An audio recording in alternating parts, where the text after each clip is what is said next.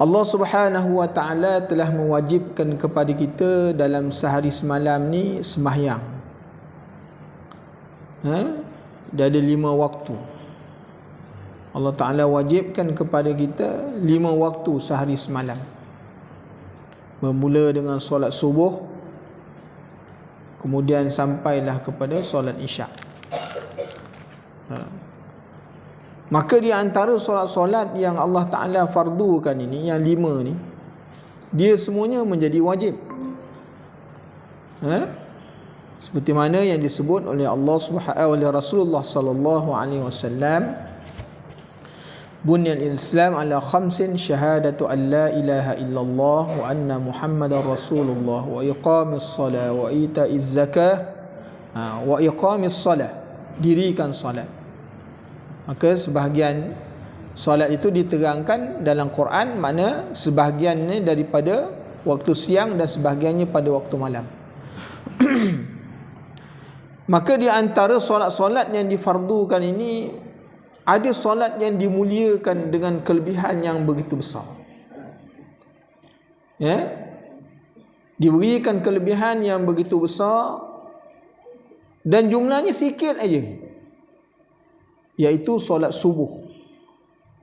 Solat subuh ni dia sikit je, 2 rakaat je. Orang kata sambil mengantuk pun bagi salam.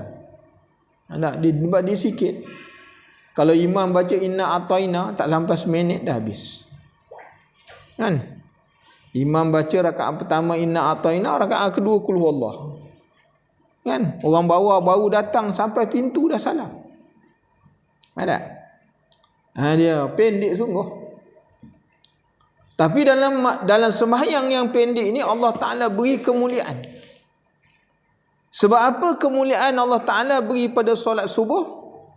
Kerana nak mengerjakan dia itu susah. Sebab apa? Sebab Rasulullah sallallahu alaihi wasallam mengingatkan bahawa setiap kali orang bila dia tidur, maka syaitan akan mengikatkan dia dengan 3 ikatan. Dia ikat dengan 3 ikatan, 3 simpulan. Sebab tu kita kena ikat tiap-tiap hari. Itu yang bangun pukul 8 tau. Ingat lembu je kena ikat. Rupanya orang pun kena ikat. Siapa yang mengikat kita? Syaitan. Kan? Susah tu. Dan dia punya tali pula jenis tak nampak. Kalau tali dia nampak macam tali lembu tu, senanglah kita nak buka. Dia punya tali tak nampak. Sebab itu disebut oleh baginda Rasulullah sallallahu alaihi wasallam, apabila seseorang itu dia bangun daripada tidur, mereka ni apabila tidur diikat dengan 3 ikatan. Apabila dia bangun aja, dia terungkai 1 ikatan. Terbuka 1 lah. Ada 2 lagi. Dia pun duduk kat bucu katil, dia tengok orang rumah menjelanak tidur. Ada? Oh, ini dia kata sedap ni. Kena selimut toto pula. Dia memang sambung lah. Dia sambung tu, kalau dia bangun dia pukul 6, memang jawabnya pukul 8 dia bangun. Dia dah bangun tu. Sebab syaitan kata malam masih panjang. Dia tiupkan kat telinga. Malam masih panjang, tidurlah lagi, dia kata. Kita pula main angguk. Angguk lah. Dia dah kat macam tu, dia angguk. Baring. Jadi 1 ikatan dia terungkai. Maka apabila dia bangun, kan? Dia bangun, dia mengambil wuduk, maka terungkai ikatan-ikatan yang ada tu. Sebabnya orang kalau dia dah bangun, jangan dia tidur balik. Kan? Sebab syaitan akan membisik-bisikkan kepada telinga. Sebab tu dia susah. Sembahyang subuh ni ramai orang yang tewas. Dia kalau tewas dalam bola sepak tak apa. Ni dalam bab sembahyang 2 rakaat. Orang boleh panjat gunung tapi 2 rakaat ni payah nak buat. Sebab dia kan susahlah mahu sembahyang subuh ini Allah Ta'ala berikan kemuliaan. Dalam banyak hadis Rasulullah sallallahu alaihi wasallam menyebutkan Kerana apa? Orang yang sembahyang subuh 2 rakaat, Allah Ta'ala memberi kepada dia keamanan hidup. Dia kalau dia beri sembahyang 2 rakaat subuh ni, Allah Ta'ala akan beri kepada dia keamanan. Itu sebabnya Al-Hajjaj Yusuf As-Sakhafi, tuan-tuan kalau baca dalam perjalanan para Al-Hajjaj ini, dia orang yang hidup pada zaman Malik bin Marwan. Kemudian dia hidup pada zaman, maknanya Daulah Umayyah. Enak? Dia ni seorang gubernur yang cukup ganas kerana dia ni banyak membunuh orang. Dia banyak bunuh orang. Namanya Al-Hajjaj As-Sakhafi. Dia bunuh orang. Diriwayatkan, disebut dalam kitab Bahrul Mazi, bahawa Al-Hajjaj sepanjang dia hidup, dia telah membunuh 120,000 orang. Ramai.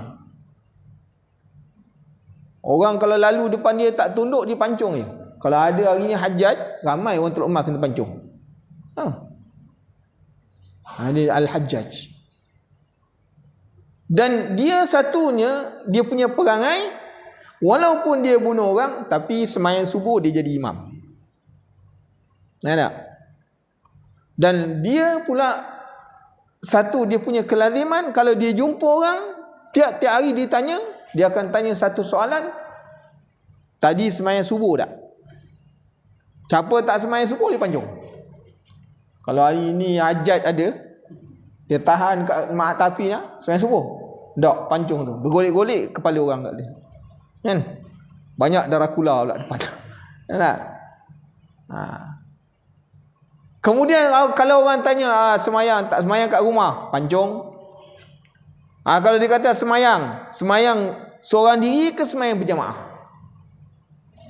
Dia tanya. Semayang diri, pancung aja kerja dia. Bayangkan 120,000 orang dia bunuh. Kalau dia kata semayang berjamaah, dekat mana? Kat rumah ke kat masjid? Kat rumah, pancung. Dia semayang kat masjid. Ini Al-Hajjaj Yusuf As-Sakhafi. Kenapa? Dia takut nak mencederakan dan tak maknanya melakukan sesuatu kepada orang yang sembahyang berjamaah, sebab dia teringat hadis Rasulullah sallallahu alaihi wasallam, orang yang sembahyang subuh, dia ni adalah orang yang diberikan keamanan oleh Allah. Sebab tu dia tak berani. Ini Al-Hajjaj, kan? Cerita Al-Hajjaj ni dia cukup jaga sembahyang subuh ni.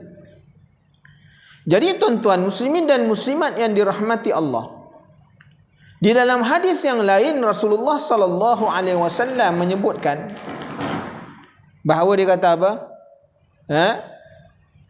Man shalla subhi jama'atan, barang siapa yang sembahyang subuh berjamaah. Man salli subhi jama'atan, siapa yang sembahyang subuh berjamaah, faka'annama qiyamul lail kullaha.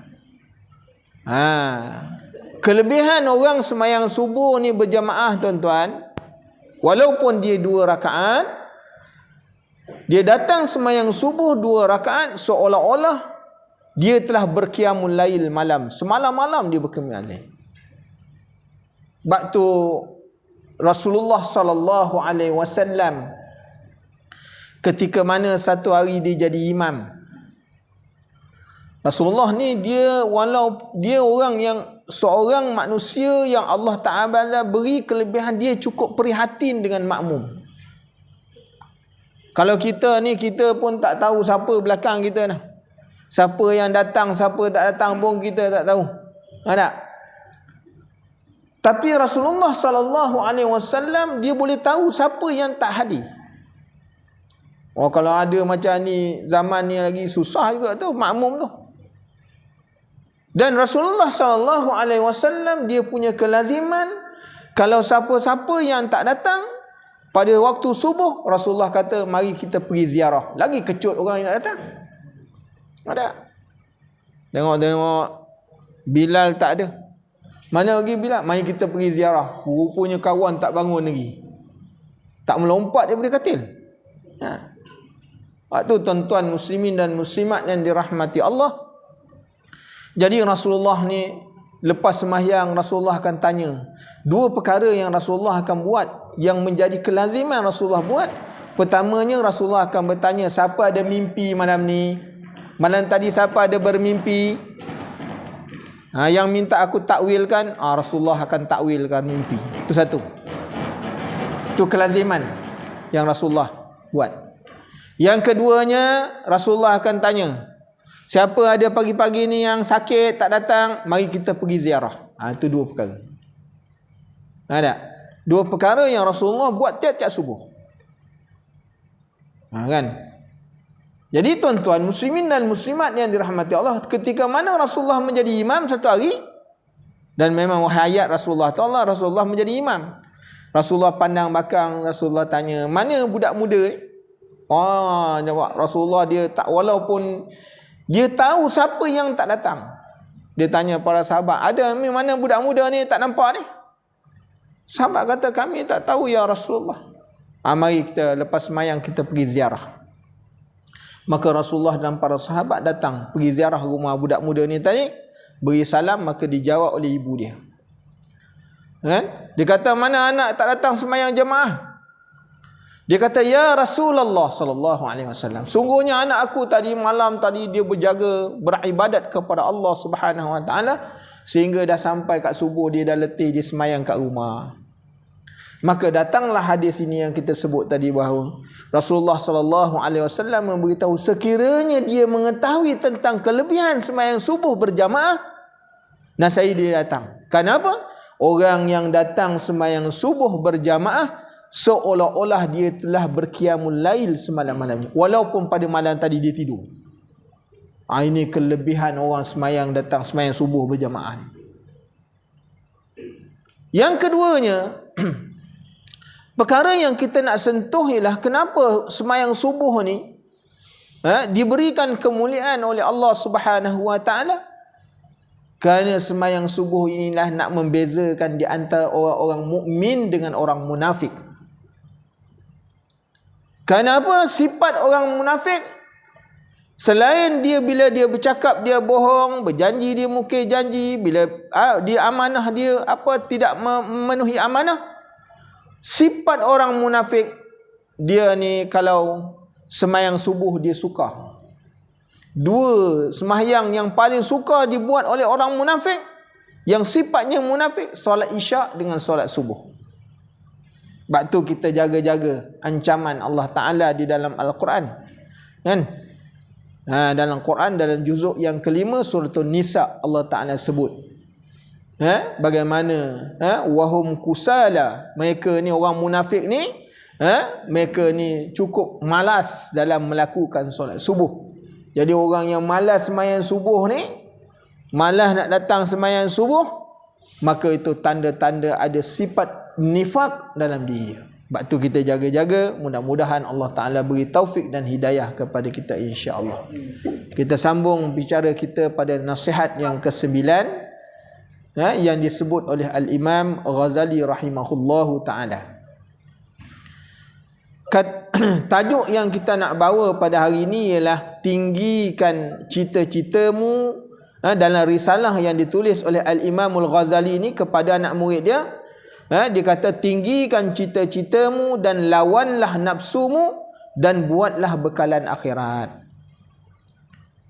Maka kata Imam Ghazali, qala musannifu rahimahullahu ta'ala wa nafa'ana Allah bi'ulumihi fi daraini, wahai anakku yang tercinta, jadikanlah cita-citamu itu dalam meninggikan rohanimu. Kerana bila cita-cita ni meninggikan rohani kita, nak meninggikan makam, nak meninggikan tingkatan, daripada orang awam kepada orang salihin, orang abidin, orang muttaqin, kan? Itu maknanya cita-cita, kena ada cita-cita. Kerana bila ada cita-cita tu meninggikan makam. Kita akan usaha nak dapat gelaran salihin, kerana kuat ibadat. Nak jadi orang yang soleh, abidin, orang yang kuat beribadat kepada Allah sebagai hamba. Orang muttaqin, orang yang bertakwa. Kan? Itu sebab tu pada Sayyidina Abu Bakar As-Siddiq radhiyallahu anhu, dia pakai semua sifat. Dan sifat yang paling tinggi yang dipakai oleh Sayyidina Abu Bakar As-Siddiq ialah As-Siddiq. Kerana disebut di dalam Al-Quran Siddiqin. Kan? Orang yang benar. Itu makam yang paling tinggi. Yang tak ada di kalangan umat Muhammad sallallahu alaihi wasallam yang pakai makam itu melainkan Sayyidina Abu Bakar As-Siddiq. Jadi dengan adanya cita-cita ni tadi meninggikan rohani, meningkatkan kita punya roh kita. Kan? Daripada roh awam, naik kepada roh yang khusus, khususul khusus dan sebagainya. Maka jadikanlah segala kegagalan itu berada di pihak hawa nafsumu. Hari ini kalau kita tak dapat sembahyang subuh berjamaah, kita salahkan nafsu. Kita kena jaga, ini nafsu punya kerja. Kalau hari ini kita tak dapat baca Quran, maka kegagalan itu ialah nafsu punya cerita. Asal tak baca Quran hari ini? Tak. Nafsu kata, alah baca Quran dalam handphone pun boleh. Tengok dia kata gitu. Kita pun buka handphone, bacalah kan. Bukalah surah Baqarah. Alif Lam Mim. Mesej pun naik. Mesej. Dia pun baca mesej. Kan? Lepas tu baca bismillah pula. Dah habis baca, bala-bala baca bismillah balik. Bismillahirrahmanirrahim. Alif Lam Mim. Naik pula lagi mesej. Baca lagi mesej. Kan? Lelah bismillahirrahmanirrahim ni sampai 3 jam. Alif Lam Mim tak masuk. Sebab tu tak boleh tuan-tuan. Dia kalau baca Quran pakai handphone ni tak jadi. Sebab tu kena pegang mushaf. Kena duduk dalam tempat yang betul. Sebab dia kata, alah itu zaman sekarang ni perisian canggih, macam-macam nak baca Quran, nak buat ibadat. Betul. Tapi adakah kita mampu untuk melawan hawa nafsu? Maka salahnya kita tadi sebab tak dapat baca Quran, tak dapat zikir, kerana nafsu mengalahkan kita. Kerana apa Allah Ta'ala sebut di dalam Quran, wa ma ubarri'u nafsi innan nafsa la'ammaratun bisu' illa ma rahima rabbi. Kenapa Allah Ta'ala jadikan nafsu tu ada nafsu nama ammarah. Apa nafsu amarah ni? Ialah nafsu yang mengajak kepada benda jahat. Ammaratun bisu' illa ma rahimah rabbi. Kecuali orang ni bila datangnya nafsu amarah, mereka diberi rahmat oleh Allah. Itu kita selamat lah. Kan? Naik mesej tak kira, baca juga. Alif Lam Mim zalikal kita. Naik mesej tak kira, sampailah habis Baqarah. Itu memang Allah Ta'ala beri rahmat kepada dia. Nafsu tu suruh buka. Dia kata buka ni cerita baik punya. Skodeng. Baik punya. Baca dulu. Kan? Quran bila-bila boleh baca, dia kata. Kan? Naik gambar dok, dia tak kata baca juga Quran. Kan? Tapi syaitan tu duk bisik. Engkau kalau tak baca ni 2-3 jam kan berita dah tak berapa panas. Kan? Baik kau buka sekarang. Dia datang. Allah Ta'ala beri rahmat, nafsu kalah. Maka hari ini tuan-tuan muslimin dan muslimat yang dirahmati Allah, kita tak dapat buat banyak perkara ibadat. Kerana apa? Nafsu. Kan? Kita tak dapat banyak ibadat, nafsu kata tidurlah banyak. Kau kan dah penat memasak, tidurlah. Lepas masak tidur. Malam kan tidur. Subuh kan lepas subuh, sembahyang subuh, sambung lagi tidur. Dah tidur je. Baik tuan-tuan muslimin dan muslimat yang dirahmati. Nafsu kata apa? Sebab tu tak berjaya. Hari ini yang banyak menghalangnya kerana nafsu kita lah. Maka kegagalan pada nak buat satu kebajikan, nak buat satu kebaikan ni ialah nafsu kita. Kena lawan nafsu. Sampai kepada nafsu mardiyah. Bukan mardiyah husna. Mardiyah. Nafsu mardiyah ni apa ya? Maksud apa nafsu mardiyah? Iaitu nafsu yang redha kepada Allah. Tak? Dia nafsu yang redha pada Allah. Ini makam tinggi. Banyak dia punya halangan nak dapat sampai kepada nafsu mardiyah ni, kan? Iaitu nafsu redha dengan Allah Ta'ala. Dan jadikanlah, kata Imam Ghazali, dan wahai anakku, jadikanlah kematian itu hanya pada badanmu. Mati ni jadikan dia hanya pada badan, kan? Kerana yang mati ni besok jasad. Bila masuk dalam kubur dihidup balik, diberikan roh balik. Manusia bila dia masuk dalam kubur, Allah Ta'ala pulangkan balik roh. Dia akan menghadap malaikat Allah Ta'ala, kena soal dan duduk bersila kan. Dibangun balik, diberikan roh balik. Ada. Sebab mati dengan hidup ni, tuan-tuan muslimin dan muslimat yang dirahmati Allah, seperti mana Allah Ta'ala bagi tahu, Allahu yatawaffal anfusa hina mautiha wallati lam tamut fi manamiha. Kemudian dia kata allati qada 'alaiha al-mauta ya wa yursilul ukhra ila ajalin musamma. Allah Ta'ala ni memegang nyawa seseorang. Sedangkan kita tidur tu mati sebenarnya. Kita tidur tu mati. Kan? Orang bila tidur tu dia mati, dia kejut, tak bangun dia. Kenapa? Waktu itu Allah Ta'ala tahan dia punya nyawa, roh dia. Nyawanya ditahan oleh Allah Ta'ala, dia tak kembalikan. Allah Ta'ala kata, ni orang ni hidup lagi, tapi aku nak kembalikan roh dia pukul 7. Baru dia hidup. Sebab tu tuan-tuan muslimin dan muslimat yang dirahmati Allah, bila kita bangun tidur, apa Rasulullah ajar suruh baca doa? Rasulullah ajar doa apa? Alhamdulillahillazi, bukan Allah alhamdulillahillazi Allahumma barik lana. Tu depan kan lepas isyak. Kan?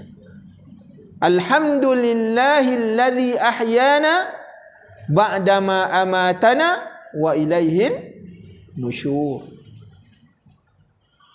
Sebab tu dia ajar. Kenapa? Puji Allah Ta'ala. Kenapa setelah kita tidur tadi mati, Allah Ta'ala kembalikan balik kita punya nyawa. Kenapa? Allah memegang nyawa seseorang pada saat kematiannya, dan nyawa seseorang yang belum lagi mati ketika mana tidur. Dia tidur tu dia mati sebenarnya. Tapi Allah Ta'ala belum nak matikan lagi. Sebab tu bila Allah Ta'ala tahan, besok ada kita dengar, malam tadi duduk sama dekat tiang dengan kita. Wah, semua beralih daripada tiang. Kan? Ustaz, malam tadi kita sama-sama duduk. Hari ni inna lillahi wa inna ilaihi raji'un. Kenapa? Allah Ta'ala dah tahan dia punya nyawa. Ada yang duduk sama-sama dengan kita dalam kuliah. Malam ni ada lagi. Sempat lagi makan ubi ketuk tu. Nak? Sempat lagi. Nak? Rupanya Allah Ta'ala kembalikan lagi dia punya nyawa. Sampailah kepada ketentuan yang telah Allah Ta'ala tentukan.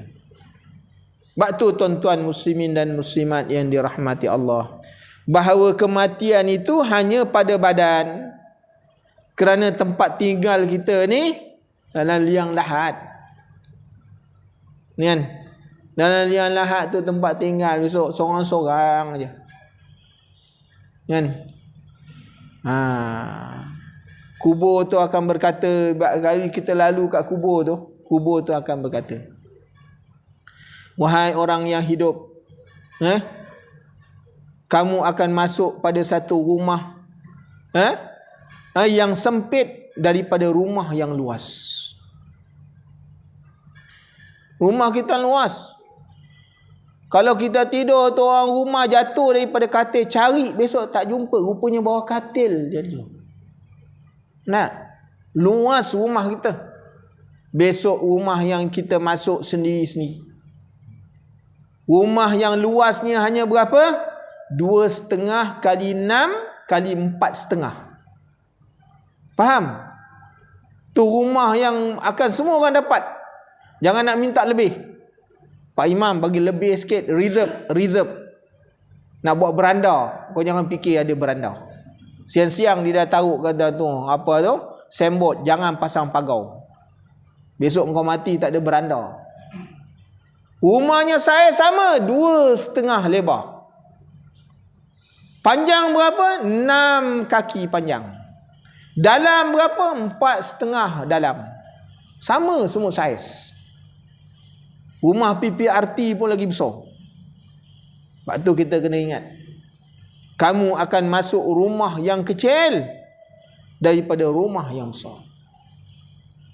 Kemudian kubur pun ingatkan lagi, wahai orang yang hidup, kamu akan masuk dalam rumah yang sunyi daripada rumah yang penuh dengan hilaian ketawa. Allahu Akbar. Rumahnya sunyi besok. Hari ni dekat atas dunia kita hebat. Masuk dalam rumah macam-macam kena dengar ketawaan. Hiburan macam-macam. Besok kita masuk dalam liang tu seorang-seorang. Semuanya seorang-seorang. Tak ada teman, tak ada isteri, tidak ada anak. Tak ada, semuanya tak ada. Rumah yang sunyi. Kubur pun kata lagi, wahai manusia yang hidup, kamu akan masuk dalam rumah yang penuh dengan cacing. Dengan maknanya kala dalam rumah yang penuh dengan perhiasan. Rumah kita hari ni macam-macam perhiasan ada. Tapi masuk dalam rumah yang kekal tu, apa dia? Rumah yang dalamnya ada cacing. Tuan-tuan muslimin dan muslimat yang dirahmati Allah, Allah Ta'ala jadikan cacing ni, dia punya keistimewaan. Cacing yang ada tanah yang kita guna menjoran dalam kolam tu, kan? Dulu waktu kecil-kecil cari cacing, bagi makan ikan betuk. Menjoran dulu. Cacing ni tuan-tuan muslimin dan muslimat yang dirahmati Allah, setiap kali orang mati, dia boleh menghidu mayat dalam jarak 3 km.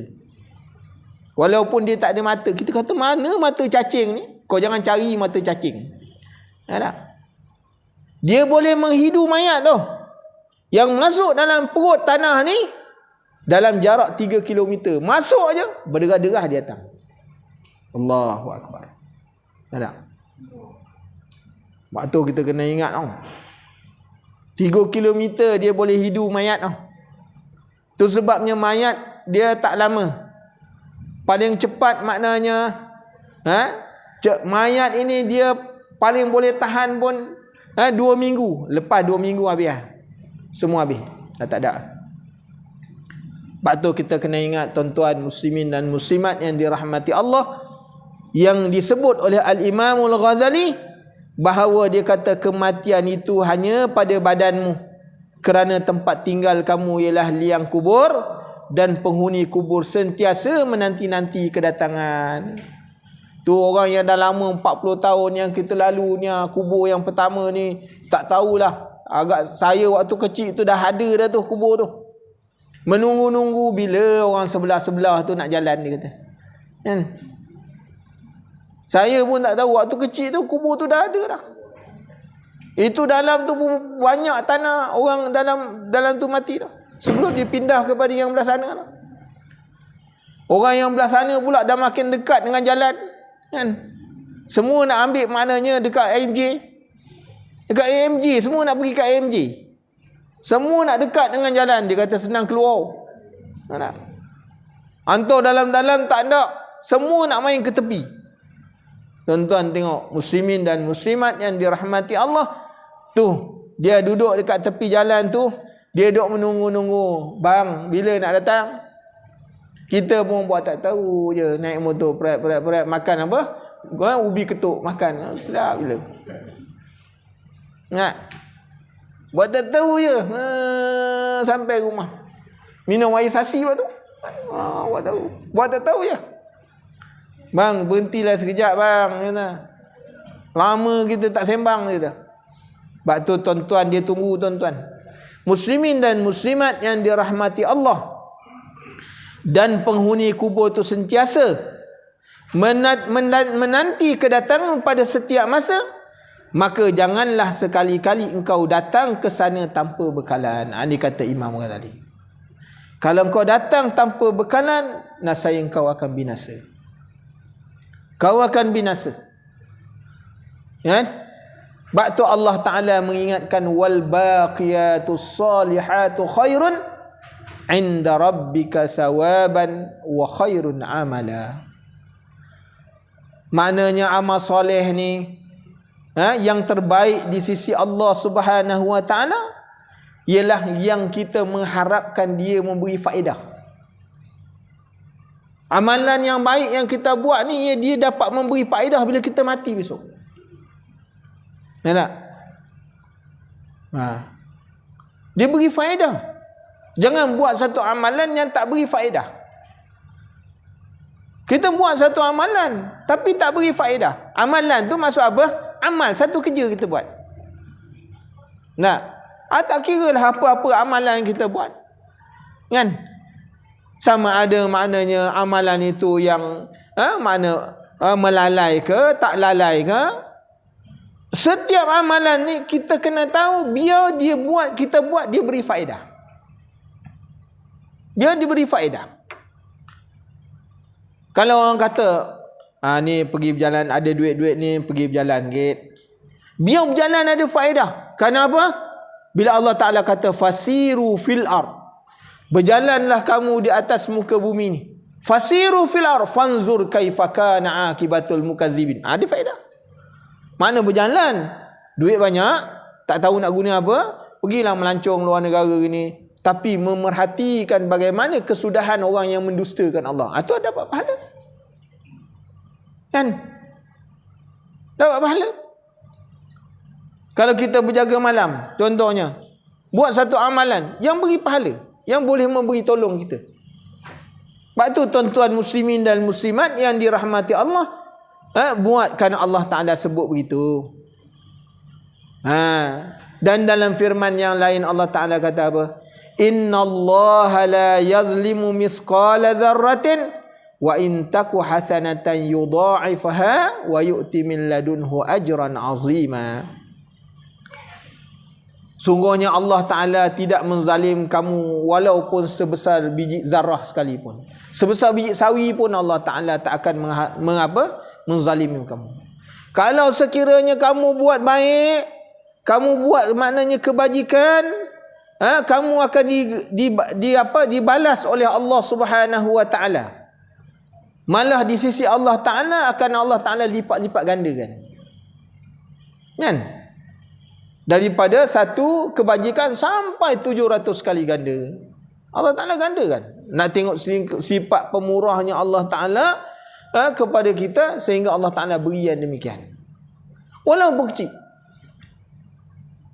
Ada satu riwayat.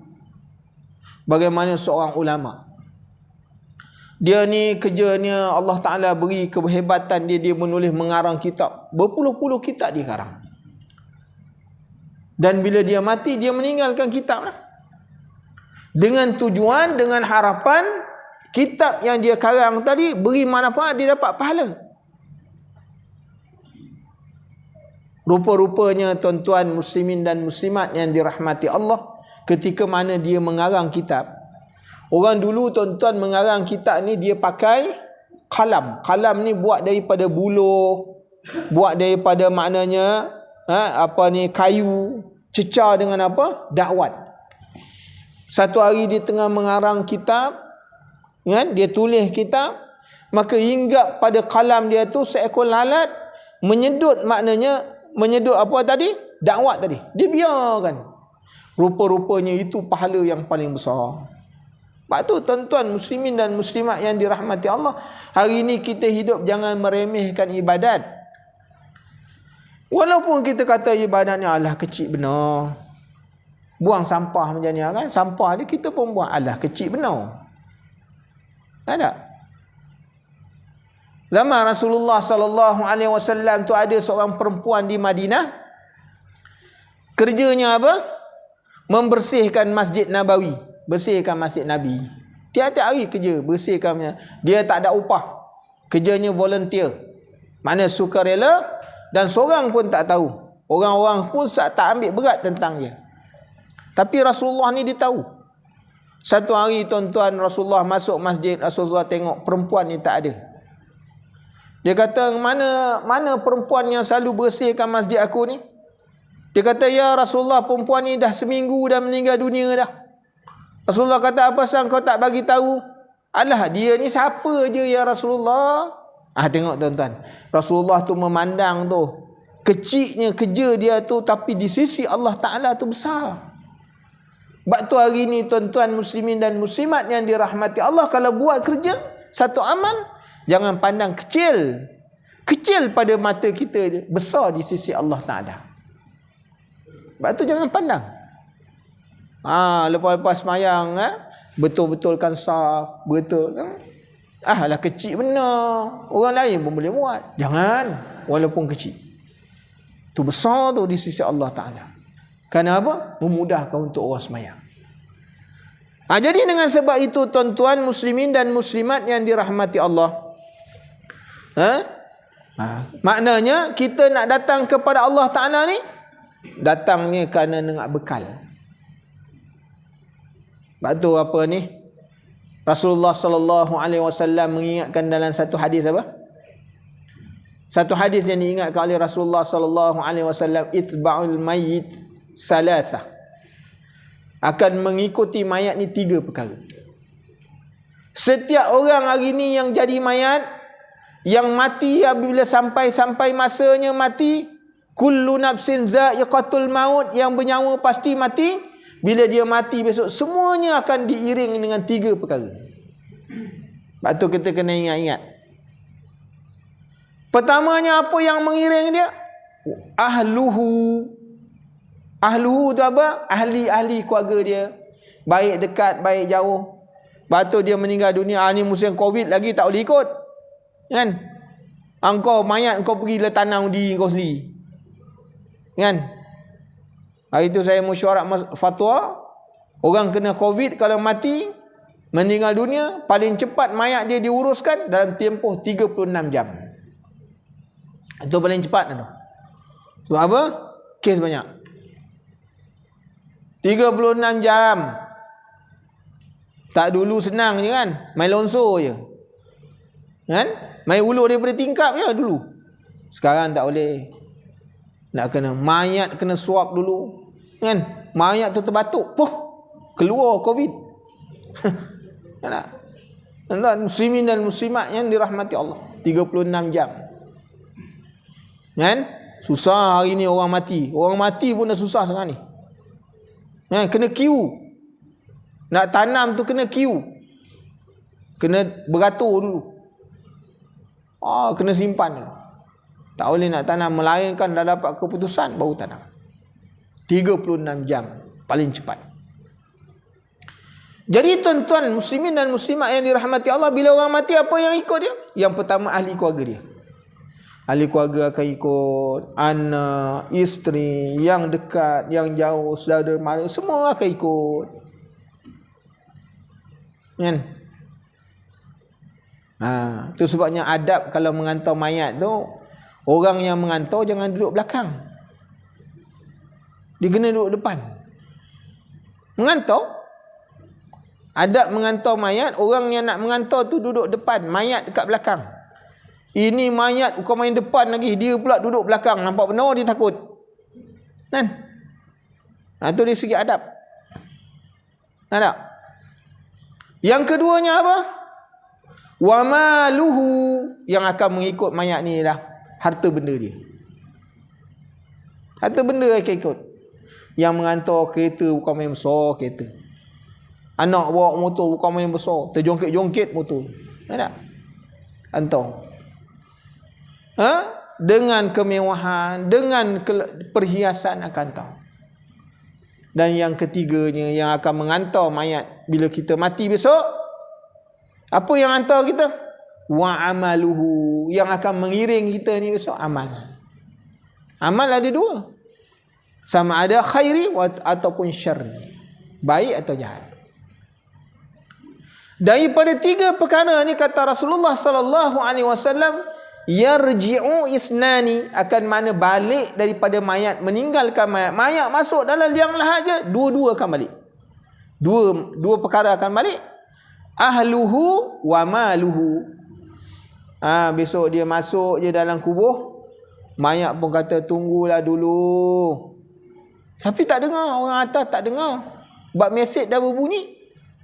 Kan? Mesej dah berbunyi. Orang dah tanya tanah, geran mana geran tanah, geran. Kan? Kebun mana kebun, kunci rumah mana, kunci kereta mana. Orang dah tanya dah. Masing-masing dah tanya. Dia sibuk. Mayat kata tunggulah dulu. Itu bab sunnah. Jangan meninggalkan mayat begitu cepat. Kan?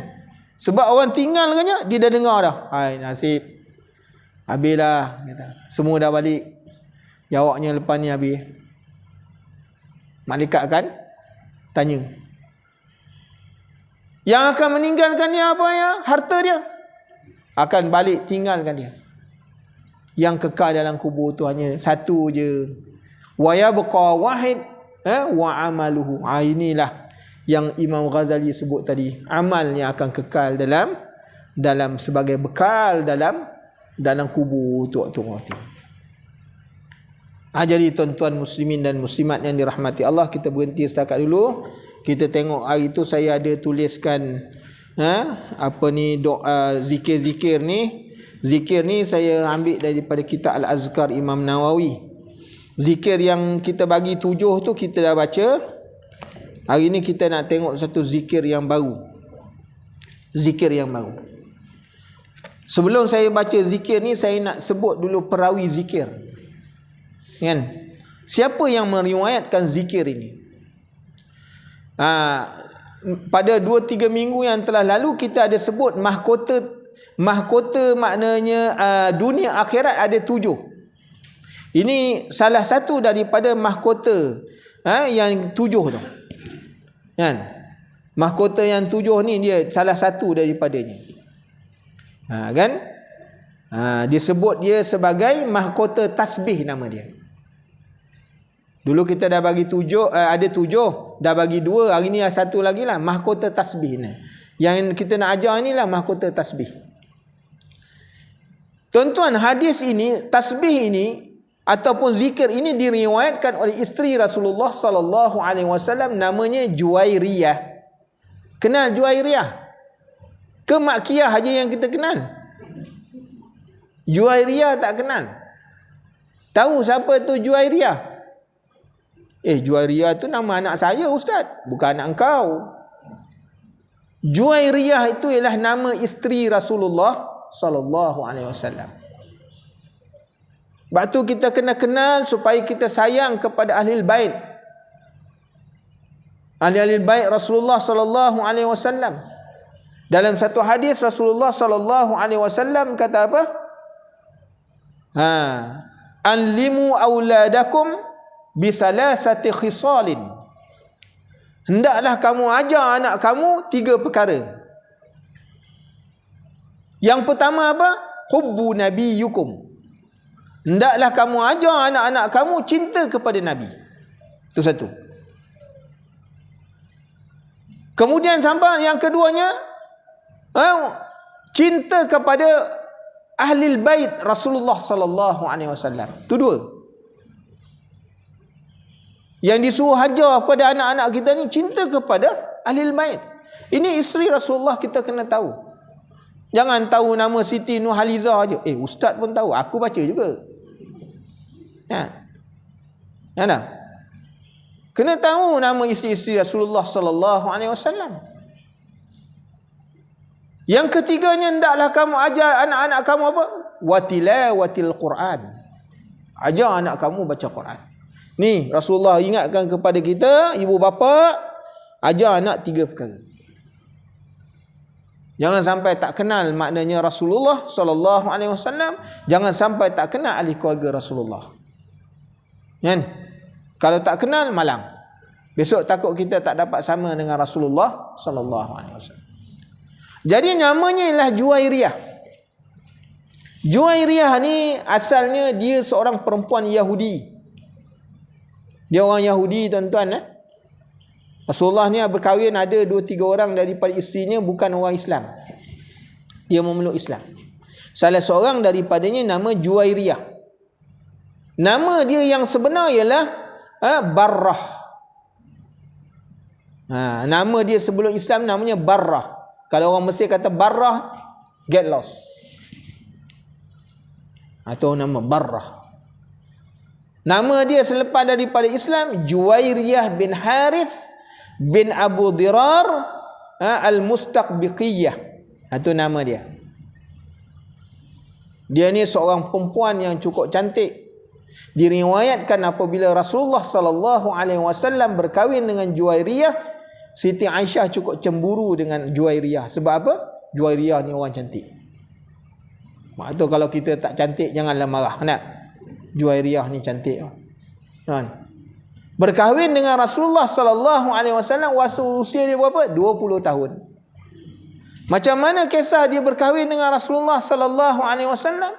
Ketika mana Rasul berperang dengan Bani Mustalik, kan? Bani Mustalik Rasulullah berperang ni. Bani Mustalik ni merupakan bani yang merupakan Juwairiyah punya kaum. Berperang, kemudian Bani Mustalik itu kalah. Banyak orang-orang yang ditawan, termasuklah Juwairiyah menjadi tawanan.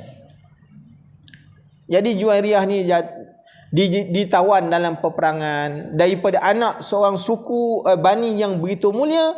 Bila jadi makna kena tawan, dia jadi hamba, memang rendah dia punya kedudukan. Maka datang bertemu Rasulullah sallallahu alaihi wasallam nak menebus diri. Nak tebus dirilah sebab daripada orang ni bila jadi hamba dah tak ada kemuliaan. Datang tebuh diri kepada Rasulullah. Rasulullah pun kata, hendak tak aku memberikan satu tebusan yang paling baik. Maka Rasulullah pun bernikah dengan Juwairiyah. Dengan sebab itu mana-mana orang yang ditawan oleh orang Islam daripada Bani Mustalik, semuanya dibebaskan. Dan akhirnya banyak yang memeluk Islam daripada kaum Bani Mustalik, orang Yahudi ini banyak yang peluk Islam dengan sebab Rasulullah berkahwin dengan Juwairiyah. Ini kita kena faham sikit-sikit lah, kan? Dia meninggal dunia waktu usia dalam tahun 56 Hijrah. Jadi hadis ini tuan-tuan muslimin dan muslimat yang dirahmati Allah, hadis ni diriwayatkan oleh Juwairiyah. Hadis macam mana tuan-tuan boleh buka dalam kitab Al-Azkar Imam Nawawi, bab mukadimah lagi, bab apa, membicarakan tentang kelebihan berzikir. Disebutkan bahawa Rasulullah sallallahu alaihi wasallam dia pergi ke masjid mubakiran, makna pagi-pagi. Sabah bakir ni maksudnya pagi-pagi lagi Rasulullah kalau dia bangun, dia dah pergi masjid. Sehingga Rasulullah balik daripada masjid bila? Iaitu ketika mana waktu duha. Kita Pak Imam belum balik lagi, kita tinggalkan Pak Imam. Pak Imam belum baca doa lagi kita dah balik. Kan? Tinggal Pak Imam tanah balik tengok-tengok makmum dah tak ada. Kan? Jahat betul makmum ni. Bayangkan tu. Rasulullah sallallahu alaihi wasallam dia kalau datang ke masjid awal-awal pagi, dia balik ke waktu duha, baru Rasulullah keluar daripada masjid. Ini amalan Rasulullah sallallahu alaihi wasallam. Dan Rasulullah balik masuk ke dalam masjid balik sebelum daripada gelincir matahari, iaitu waktu zawal nama dia. Waktu zawal ni ialah waktu rembang, waktu nak dekat masuk Zuhur. Itu nama waktu zawal. Dia ada sembahyang sunat zawal nama dia. Ada tak? Jadi Rasulullah masuk. Rasulullah keluar waktu duha. Waktu duha lah. Pada waktu dia keluar tadi, dia melihat waktu tu giliran Juwairiyah punya giliran malam. Maka dia nampak Juwairiyah dah bangun. Oi, Juwairiyah ni orang yang cukup hebat.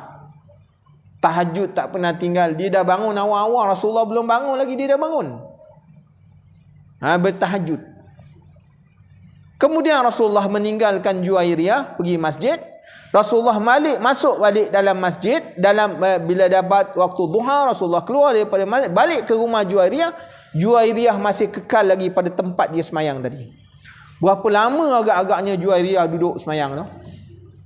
Berapa lama Juwairiyah tu duduk ibadat? Allah tak tahu. Kita hari ni kalau duduk lama macam tu, sengal lutut lah, sengal tangan lah.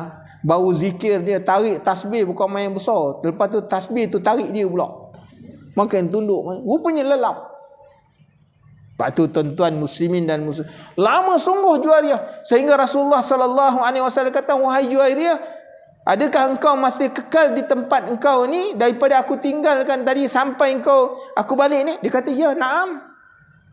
Dia kata, wahai Juwairiyah, hendak tak aku beritahu kepada kamu, ada satu zikir yang kalau engkau bacanya 3 kali bersamaan dengan waktu aku tinggal dengan kau sampai aku balik. Inilah dia zikir yang kita nak ajar. Dia dibaca tiap-tiap selepas daripada subuh sebanyak 3 kali. Apa dia punya zikir dia? Subhanallahi wa bihamdih, adada khalqih, wa ridha nafsih, wa zinata arshih, wa midada kalimatih. 3 je. Nah, baca 3 kali. Ya, dibacanya 3 kali. Maknanya siapa yang ibadat tadi punya malam, kalau dia tak ada, dia baca macam mana? Dia baca 3 kali, semua tu sama macam 3 ni. Saya ulang balik semula. Subhanallahi wa bihamdih, adada khalqih, wa ridha nafsih, wa zinata arshih, wa midada kalimatih. Kita ambil berkat daripada hadis Rasulullah sallallahu alaihi wasallam. Kita baca doa, kita baca tasbih ni, saya baca, tuan-tuan ikutkan. Subhanallahi wa bihamdi, adada khalqi, wa ridha nafsi, wa zinata arshi, wa midada kalimati. Jadi baca selepas subuh 3 kali je. Tak kira lah lepas habis doa ke, sebelum berdoa ke, bacalah. Maknanya ibadat tu, dia itu sebab dinamakan dia apa? Mahkota zikir. Mahkota tasbih. Kan? Mahkota tasbih. Dalam satu riwayat, dalam satu ni disebut sebagai apa? Jami'ud doa nama dia. Jami'ud doa ni, dia baca 3 kali ni terhimpun semua doa dalam tu. Jadi mudah-mudahan diamalkan. InsyaAllah dalam pertemuan yang lain kita bagi zikir yang lain, insya-Allah. Mudah-mudahan Allah Taala memberkatkan pertemuan kita. Bismillahirrahmanirrahim. Alhamdulillahirabbil alamin, wassalatu wassalamu ala asyrafil anbiya'i wal mursalin wa ala alihi wa sahbihi ajma'in. Allahumma inna nas'aluka 'ilman nafi'a wa rizqan thayyiban wa 'amalan mutaqabbala. Allahumma faqihna fid din wa 'allimna ta'wil. Subhanakallahumma wa bihamdika asyhadu an la ilaha illa anta astaghfiruka wa atubu ilaik. Subhana rabbika rabbil izzati amma yasifun wa salamun 'alal mursalin walhamdulillahi rabbil alamin. Barakallahu fikum. Assalamu alaikum warahmatullahi. Terima kasih semua. Assalamualaikum warahmatullahi wabarakatuh. Waalaikumsalam warahmatullahi wabarakatuh. Allah. Waalaikumsalam.